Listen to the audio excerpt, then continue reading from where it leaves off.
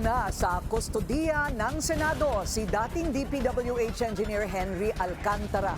Ililipat siya sa isang undisclosed location matapos matanggap sa Witness Protection Program ng gobyerno. Ang detalye sa agenda report ni Dexter Ganibe ng Abante. Suot ang Kevlar helmet at bulletproof vest nang lumabas mula sa Senate Detention Facility si Engineer Henry Alcantara. Hindi siya nakaposas. Escorted siya ng mga tauhan mula sa Witness Protection Security and Benefit Program ng DOJ.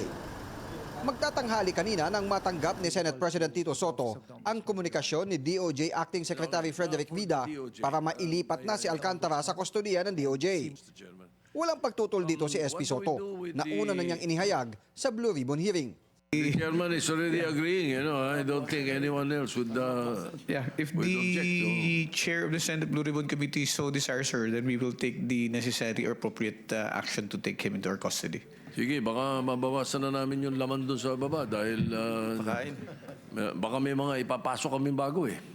Meron nga, Mr. President. Especially those who do not respond to the subpoena that the Senate has brought out. So.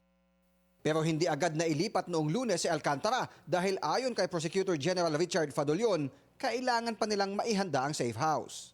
We have to prepare also where he will be brought, diba? So the request will be made very, very soon so that we can bring him, have our WPP secure him and bring him to San Siang area in Tagalog. Sa kanyang liham kay Soto, tiniyak ni Acting Secretary Vida ang buong kooperasyon ni Alcantara sakaling kailangan siya sa pagpapatuloy ng Senate Blue Ribbon hearing sa flood control scandal.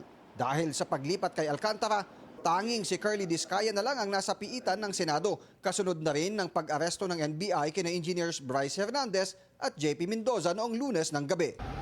Para sa agenda, Dexter Ganibe, Abante!